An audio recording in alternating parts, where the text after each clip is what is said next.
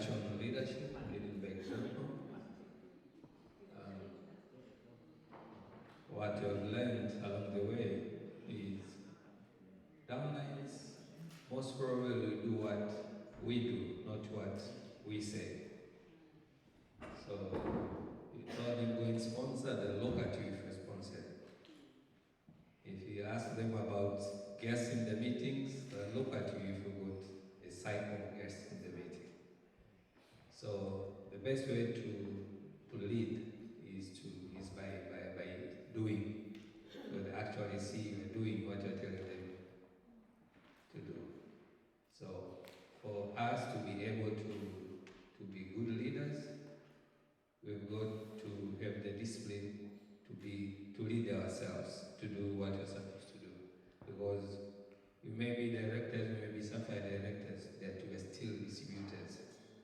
So we have to do our task as a distributor so that our distributors, our downlines can see what they're supposed to do by actually seeing us doing it. And leadership is service. Once you become a leader, you are not a boss of your downline. You don't own your downlines. You are leading them. You don't own them. They've got their own lives. They are human beings. So they need to be guided, to be shown what needs to be done there. And that's probably one of the problems that we have back in Tanzania. A person becomes a director, all of a sudden he's a boss, he starts sending the downlines on his or her errands, go and pick the products for me and what. And it's a big problem. Most of the downlines will drop out because they know these people are telling us about freedom, about having your own business. How come I end up doing the business for someone else? So it's very important to know that for us to be effective leaders, we need to be of service. Charlie just mentioned here, just a few minutes ago, if you want to succeed in your business, you have to make sure that you have enough people who are succeeding in your team. So you have to be there for your team. You have to show them, they have to trust you that you have the best interest for their development, for their stepping up. Yeah, maybe other leaders will add up on that.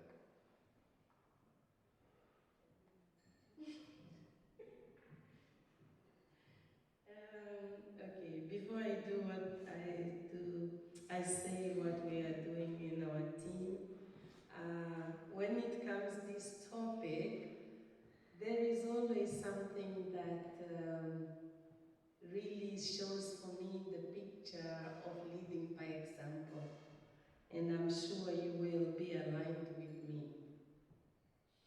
When we go to Neo-Life conventions, it's where you have the whole big Neo-Life family with all of its diversity. But what really calls or piques my attention is how Charlie and Alta get there in advance and they save the space for their team. Who was at the convention in August? Did you see where Eagle Team was sitting? Yes. How was it? You know, the first line, in the front of the stage, you will see better, you will hear better. And that's for me, it has always been an awakening on how it's important to lead by example. It means that he's the first one to arrive. They are the first ones to arrive. And they want to make sure that everyone is listening, everyone is getting translation. Neo-Life many times don't take care of those things. They are the ones who are taking care of that for us.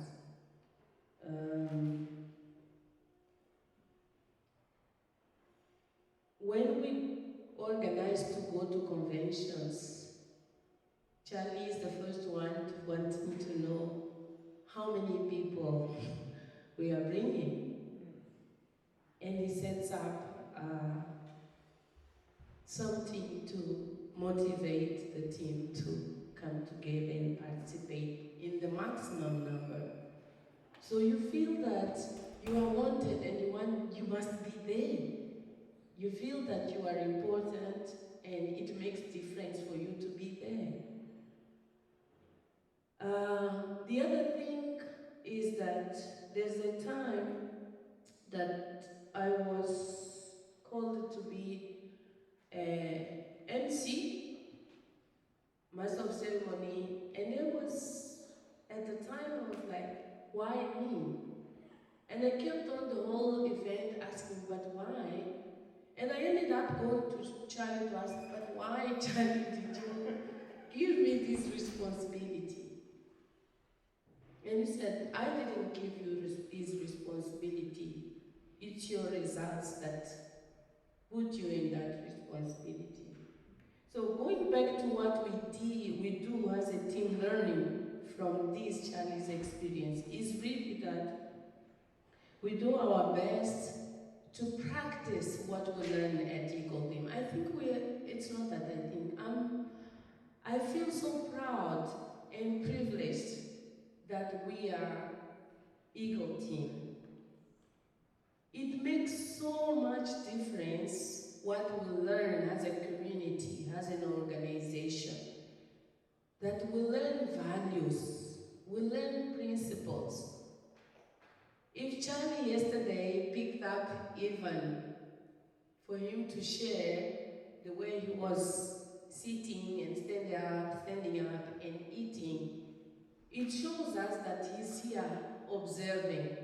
And if you are a leader, you need to observe and get to know your people. And many times we don't know the names of the Charlie knows everybody by name.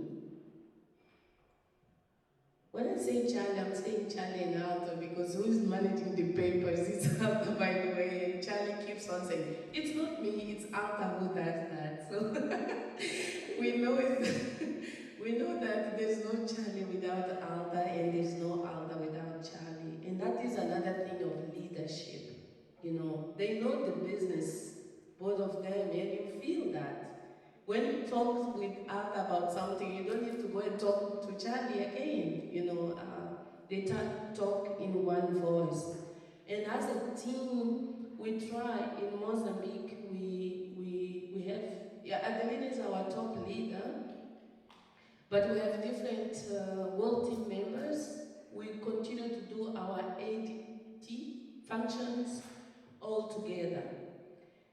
But we have this responsibility that we nominate one director to organize our function, but we need to feel that we are all leading together for the results that we want in that event. So no one will know that, oh, it's that team organizing the event, or it's that team, because we are all Eagle Team, and we want to feel good with that event.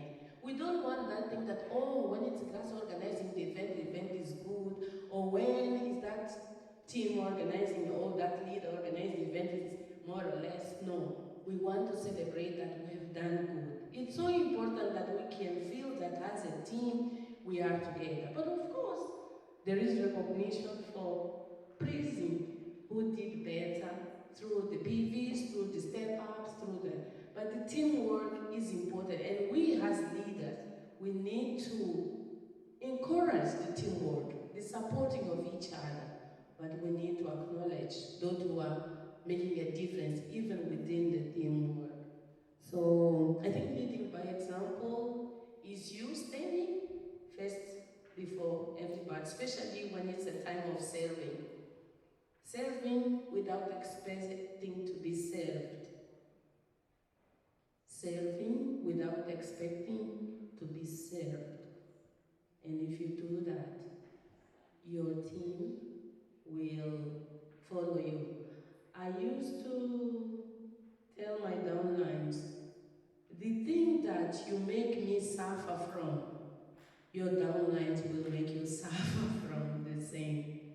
So try to be the best downline to your upline, because your downlines will be your best downlines to you.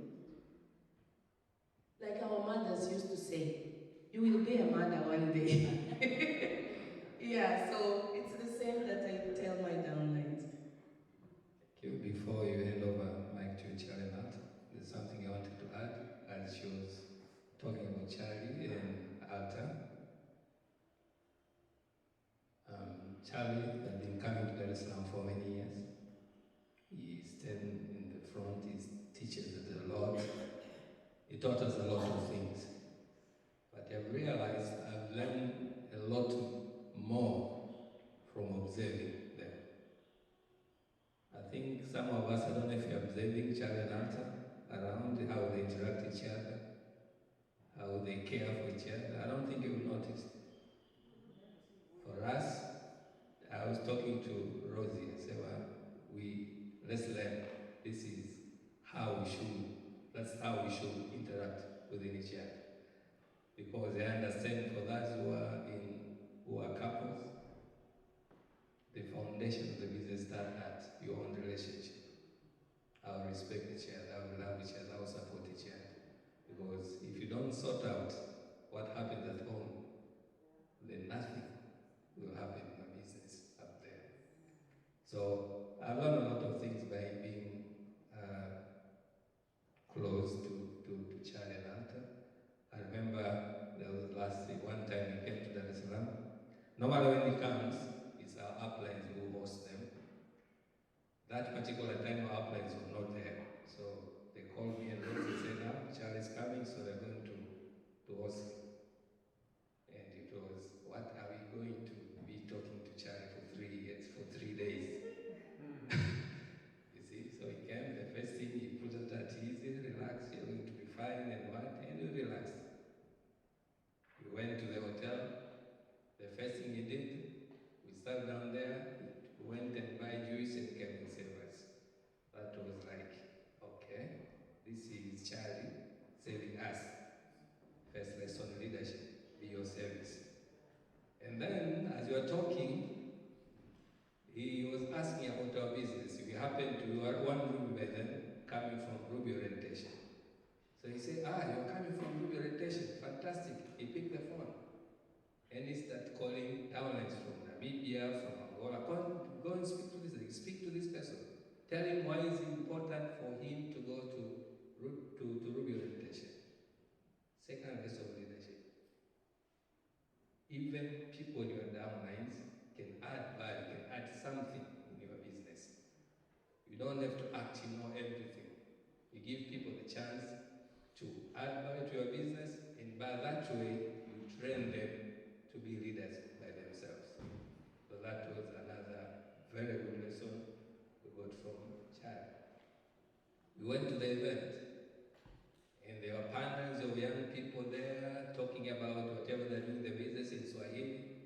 And whenever he hears somebody speaks and people clap, he used to ask, what did they say? And I translate in English. And Charlie take down a pen and take notes. That is a manager talking, and that is Charlie taking notes. That's another lesson of leadership. Leadership never stop learning, regardless of who is adding, or who is talking, who is leading. So I wanted to add on to that. So whenever we hear talking about Charlie, it's because we are learning a lot of things just by being around, by observing, on top of listening to what he is saying. So thank you, Charlie Alta. Thank you so much.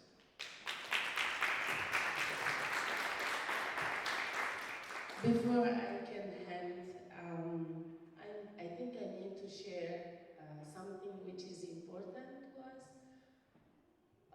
Also in these learnings of leadership. You know, in most of our families, communities, especially as African families, we give much importance to things that last, to things that end.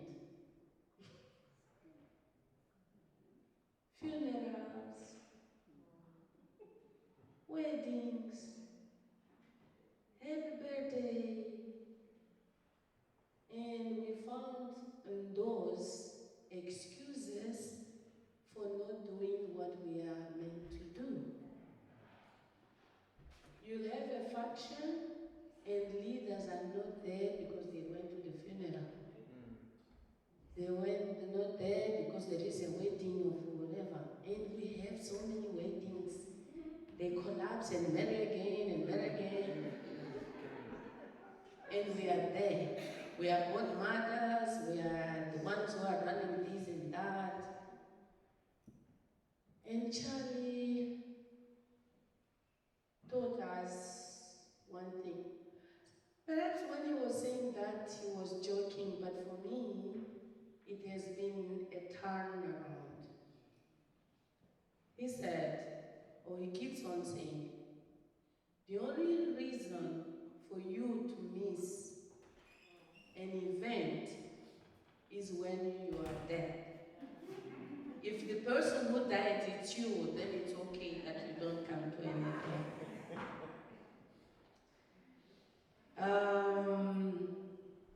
It made a huge difference to the way that I took this business, because when I started taking the business seriously, I was still working in a very challenging responsibility, always traveling.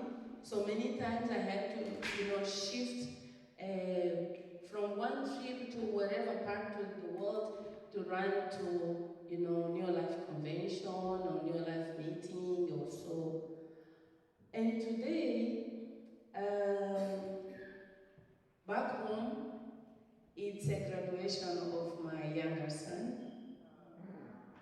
And when I got the confirmation of the date of the graduation, I said, it's the same dates of boot camp. I didn't think twice. I said, if Charlie invited me, we are different leaders in Mozambique. If Charlie invited me to go to boot camp, I am going. That is a place that I am chosen by my name. While my son's celebration, my husband will be there. My upline will come to be my sister. She will be there. Actually, my son calls her second mother because I have been an absent mother most of the time. And this is through these learnings. So we should never take, any message that comes from these two children of God. Never take it for granted. It builds on us. In the past, I would go to work, to travel while I have something, but I would feel guilty. And this is the turnaround that I did. I don't feel guilty because I'm not there.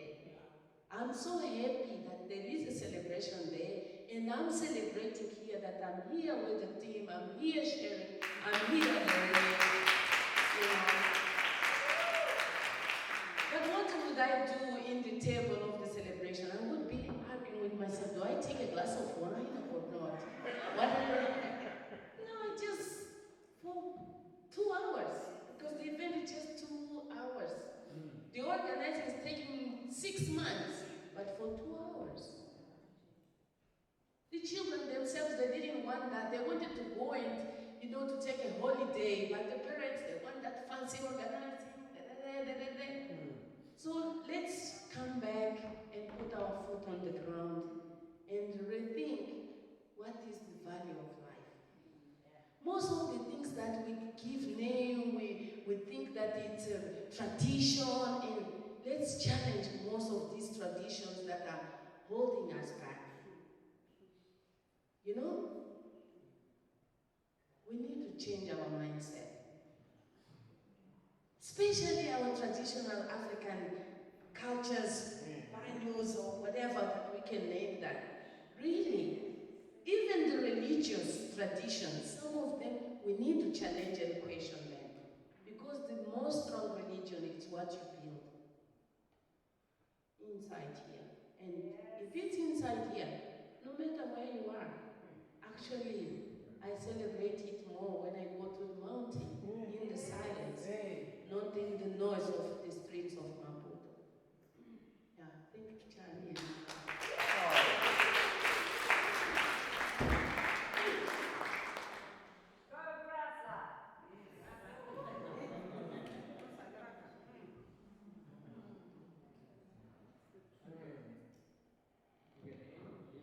just a simple little demonstration here.